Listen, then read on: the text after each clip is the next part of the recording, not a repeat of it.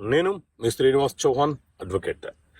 మిత్రులారా, చాలా మందికి ఉండే సందేహం ఏంటి అని అంటే, sir GPA general power of attorney అంటే ఏంటి? ఈ జీపీఏ ద్వారా ఆస్తుల అమ్మకాలు కొనుగోలు చేయవచ్చా?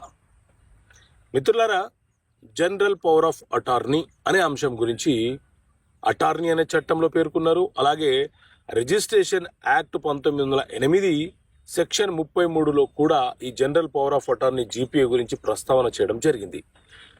GPA general power of attorney అంటే ఏంటి అని అంటే, ఎవరైనా ఒక వ్యక్తి సుదూర ప్రాంతంలో ఉన్నా, అనారోగ్యంతో ఉన్నా, తన బాధ్యతలను తాను నిర్వర్తించలేని పరిస్థితులలో ఉన్నా, అతని తరపున ఎవరైనా ఒక వ్యక్తి ఆ బాధ్యతలను నిర్వర్తించే అవకాశం ఉందని భావించినప్పుడు అతనికి ఆ బాధ్యతలను అప్పగిస్తే ఆ వ్యక్తి ఇతని తరపున పనిచేస్తాడు. దాన్నే GPA general power of attorney అని అంటారు.